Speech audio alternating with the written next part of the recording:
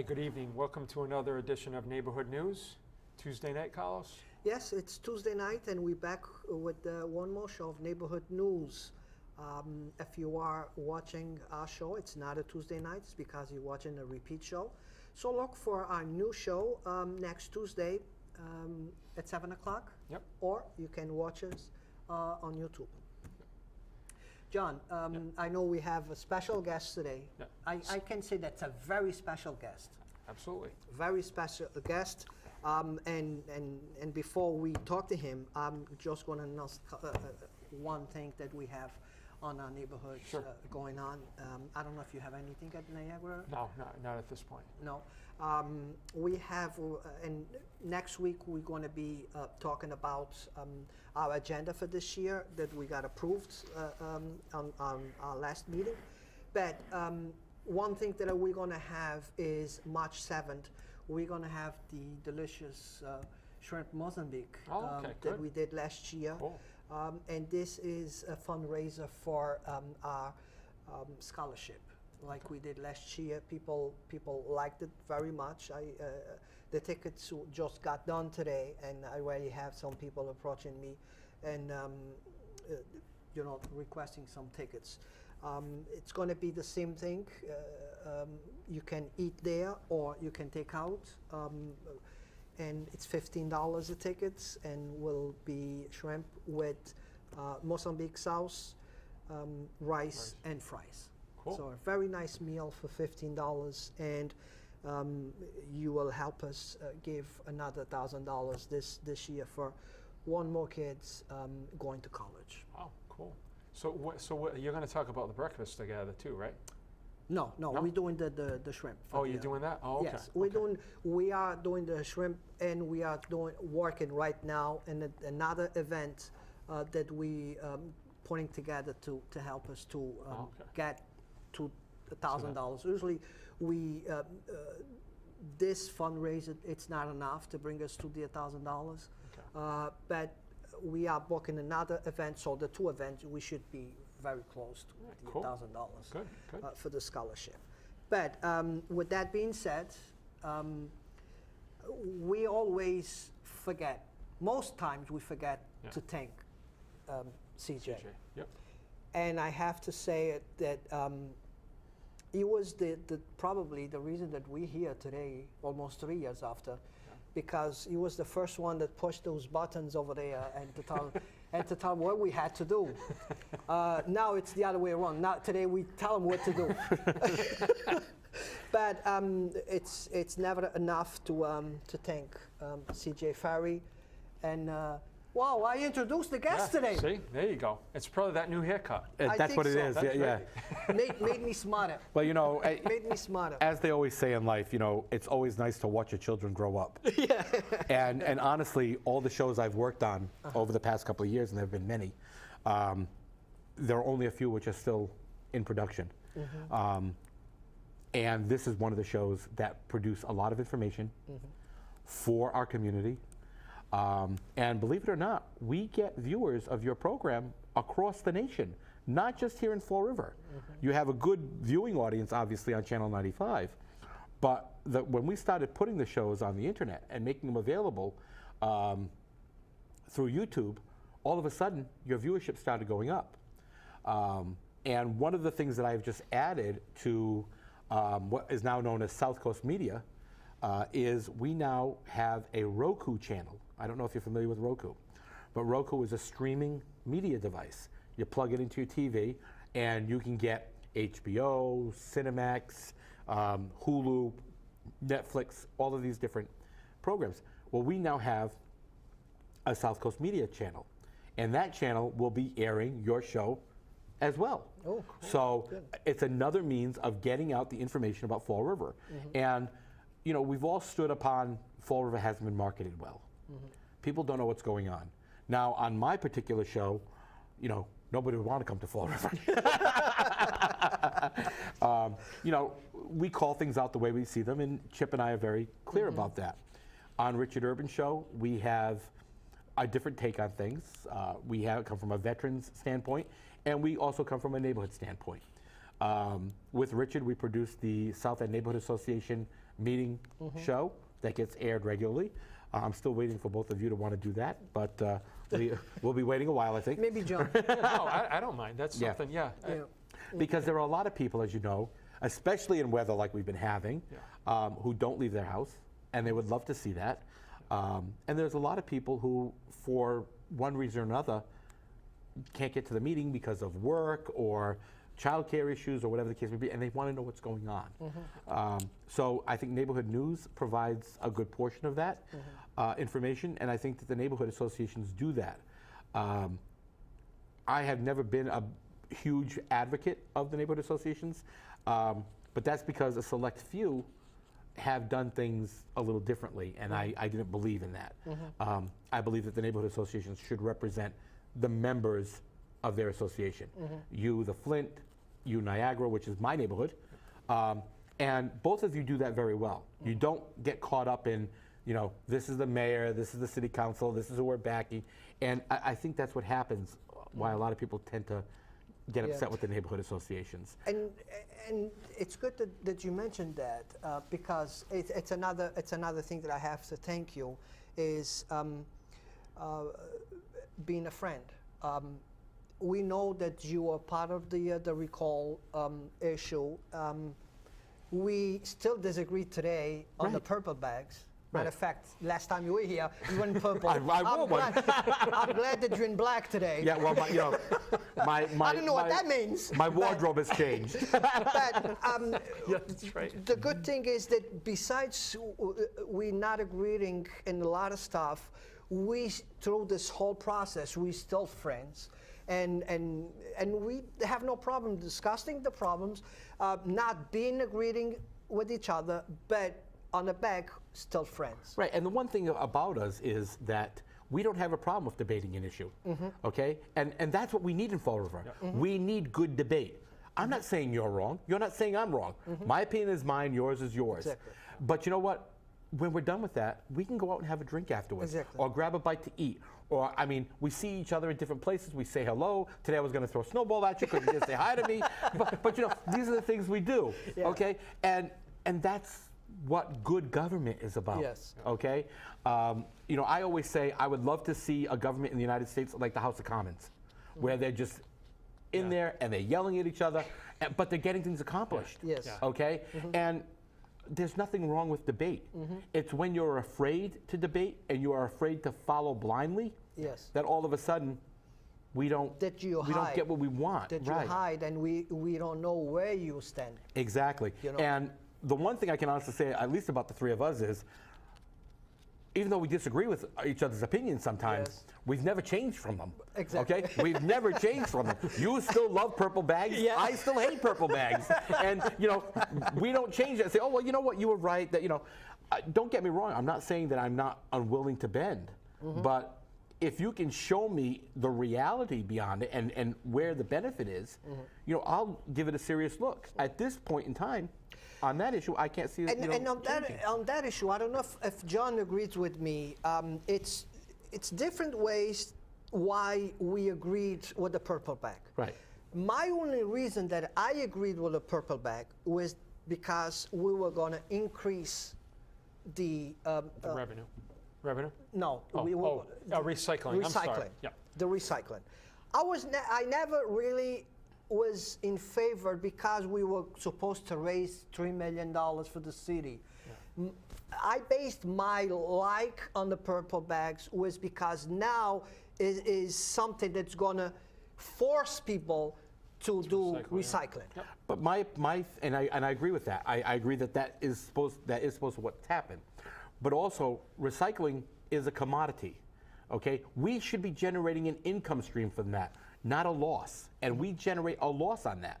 And Ken Pacheco said, well, the market has changed and we're not getting paid the amount of money we were getting paid before on recycling. It's amazing that only in Massachusetts they don't get paid for their recycling. Everywhere else in the country, they're getting paid for their recycling. So what is it that Massachusetts is doing wrong that we're not getting paid for our recycling?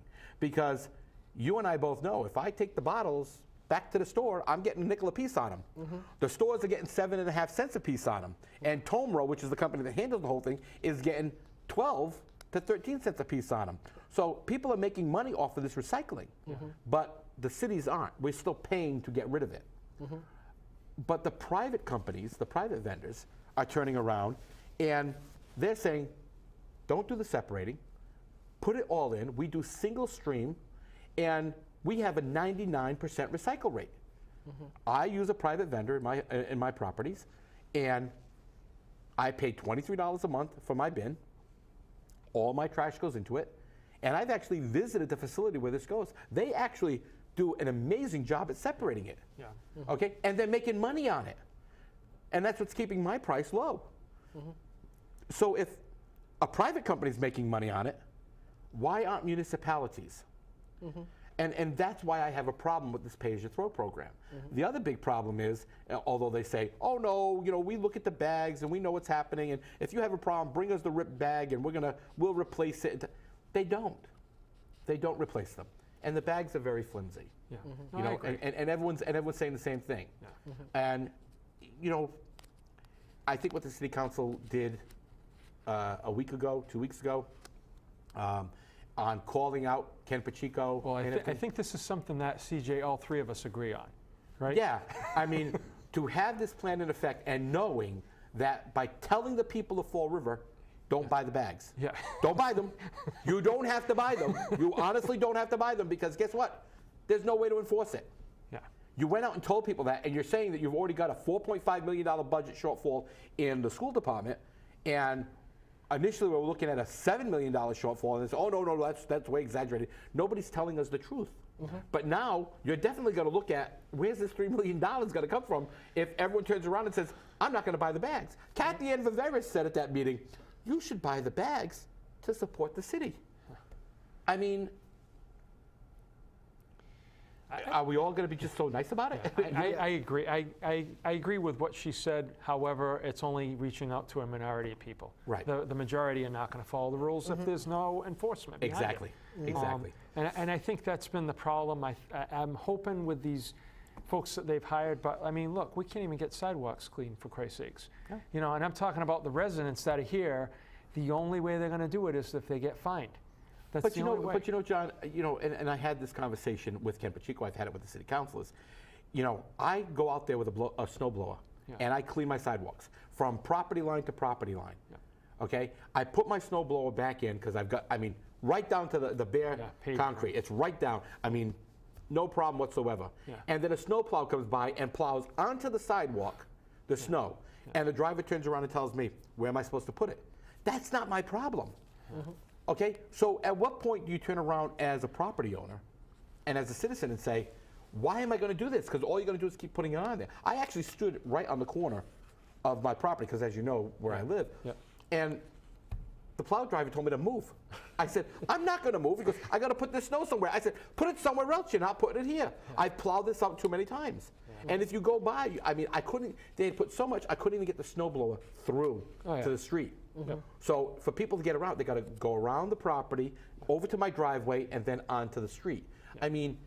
My sidewalk's clear, but you can't get to it. And I agree with you. That happens at all the corners, and I've had to go around a little bit because I have a snow blower too, but you can't plow out 6 feet of snow.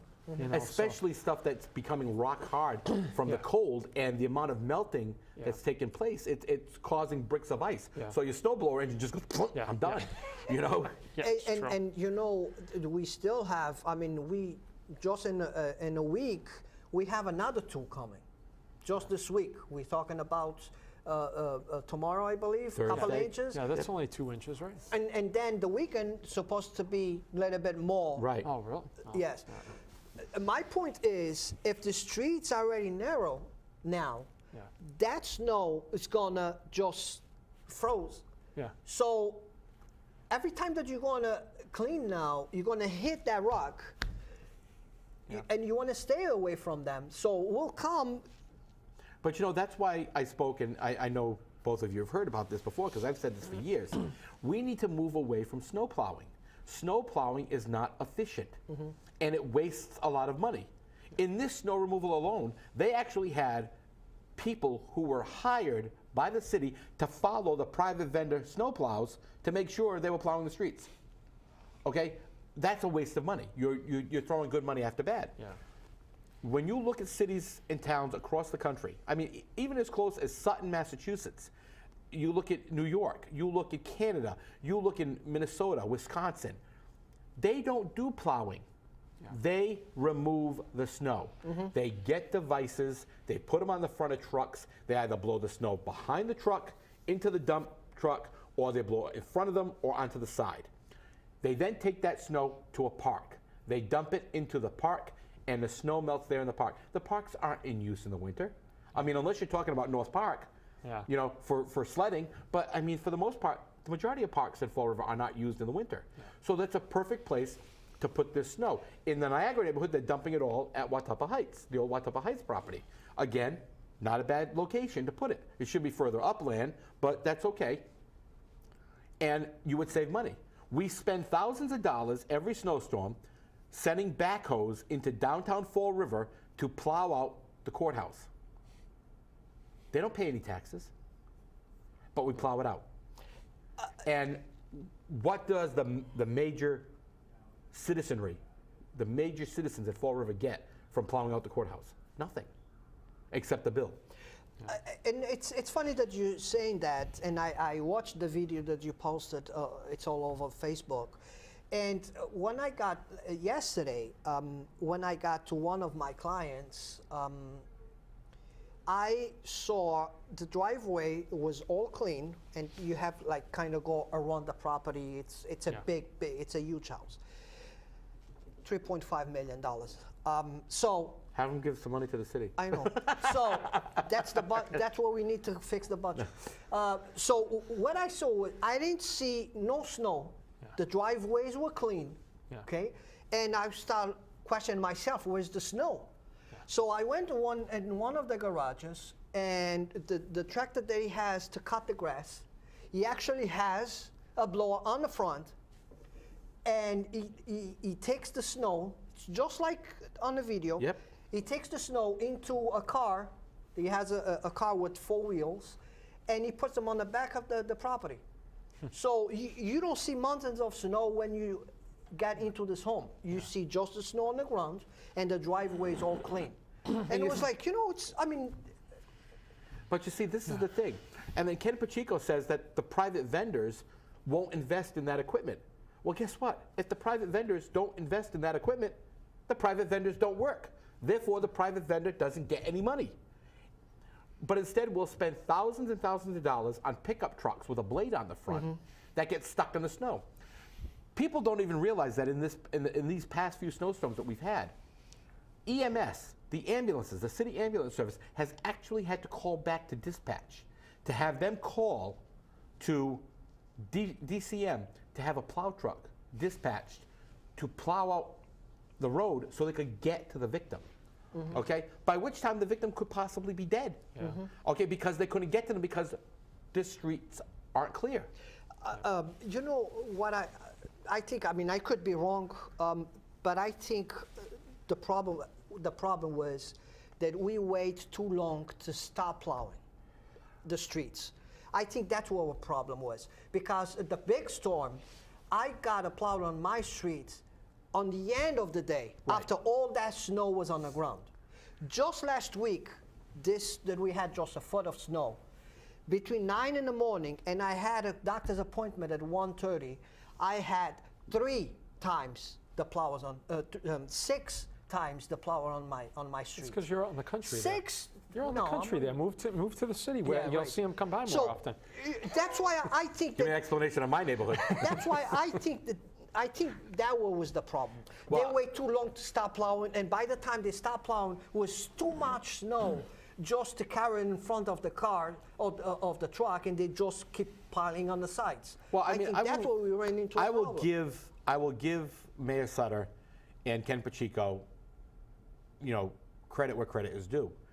On that big storm that we got, that snow was coming down 2 to 3 inches an hour. Yep. So if you're going to use small pickup trucks with blades on them, yeah, they can't keep up with that. Yeah.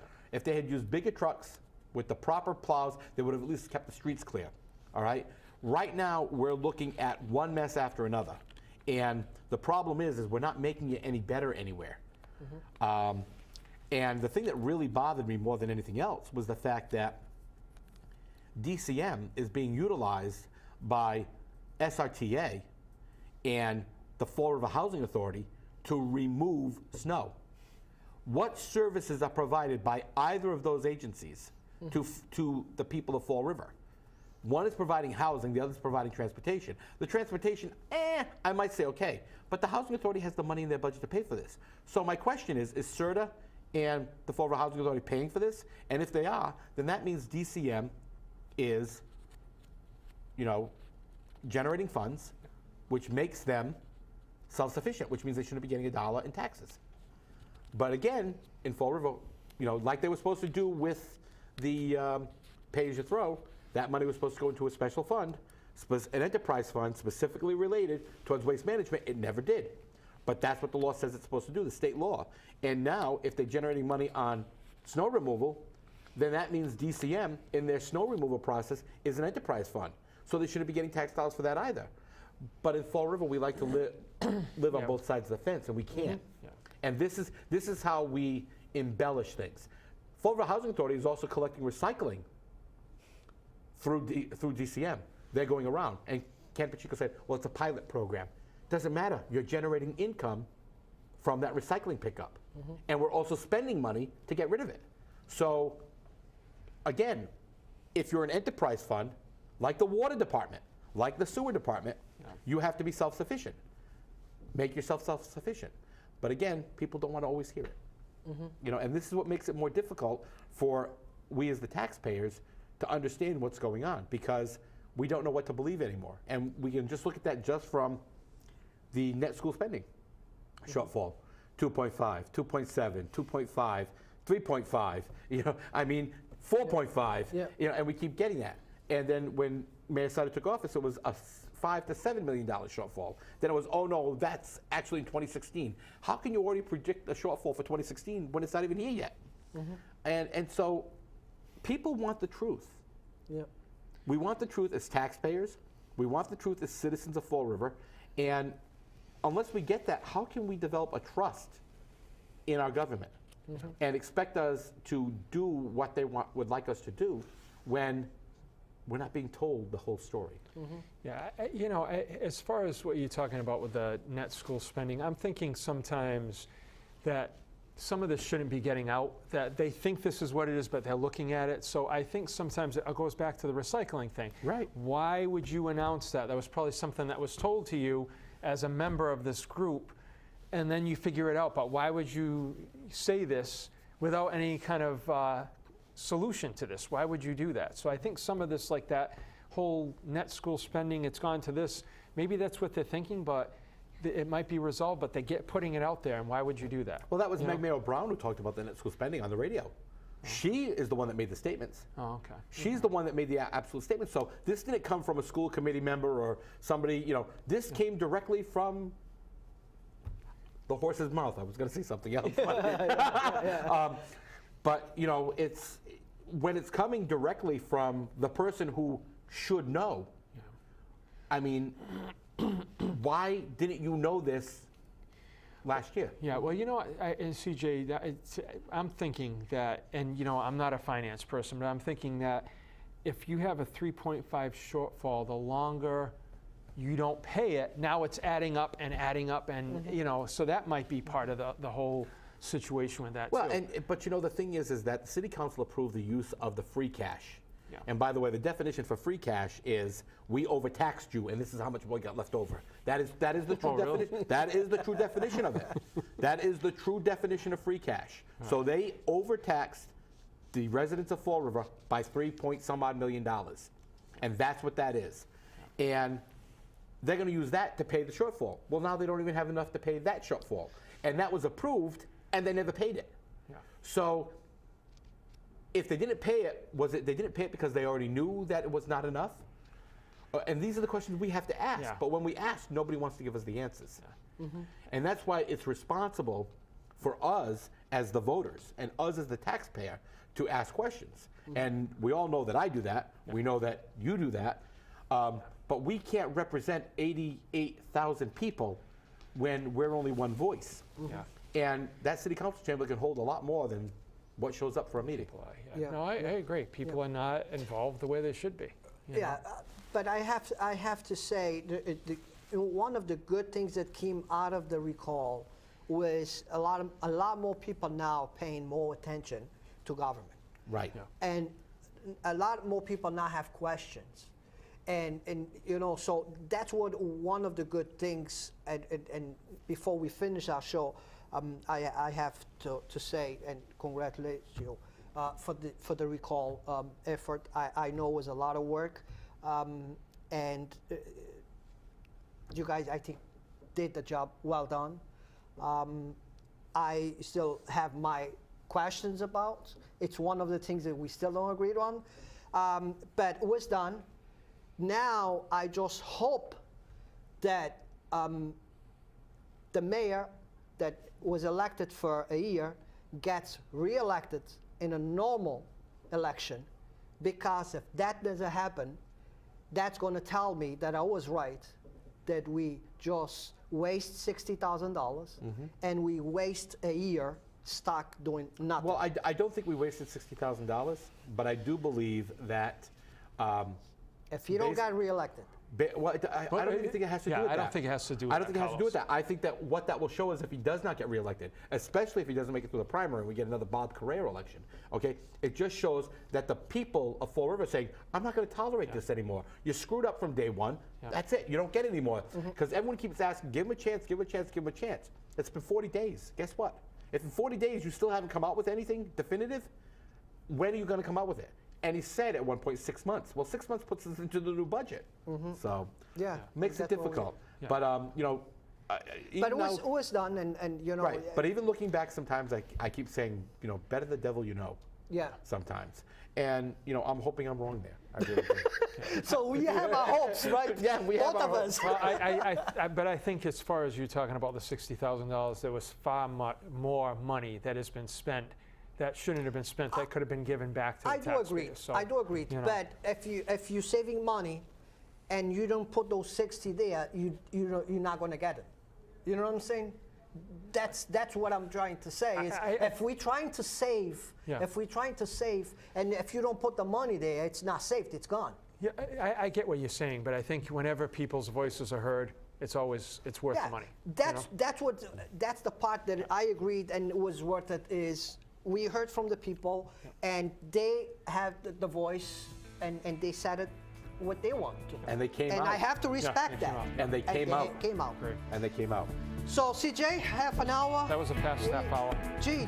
I always have a fun time with you guys, and you know, it's great. You And like need I to said, come, it's nice come to more. see. We have today. nice to We see just too. talk about bags, but Yep. next time we will talk something else. There you go. There you John, go. see you Have next a good week. night. Thank CJ, you. thanks. Thank you. Thank Thanks you, for having CJ. me. Have a good Thank you night. for watching. Thank you.